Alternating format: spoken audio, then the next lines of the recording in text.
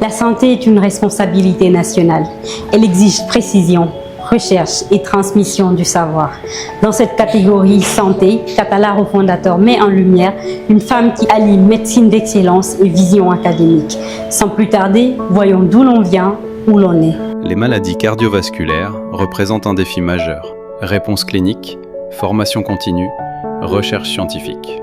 Aujourd'hui, la santé se construit par l'expertise médicale et l'innovation. Pour relever ces défis, il faut des leaders capables d'agir à la fois au chevet du patient et au sommet des institutions. La stratège de l'excellence médicale s'illustre. Son nom c'est Dr Mariam Beavogui, est chef du service de cardiologie à l'hôpital national Ignace Dine et vice-rectrice chargée de la recherche et de l'innovation à l'UGANC.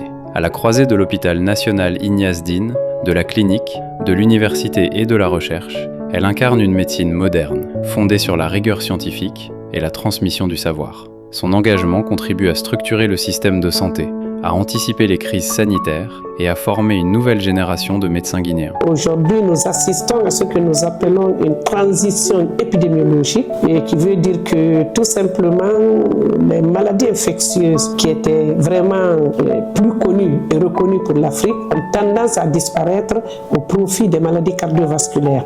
Donc d'où la nécessité aujourd'hui de former les jeunes dans la prise en charge de ces pathologies, mais aussi de beaucoup agir dans le cadre de la prévention de ces maladies cardiovasculaires.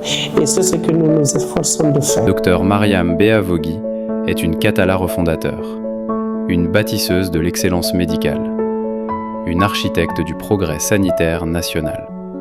La santé est le premier capital d'un pays. Avec des femmes et des hommes d'excellence, la science devient un outil de souveraineté et un moteur de progrès social.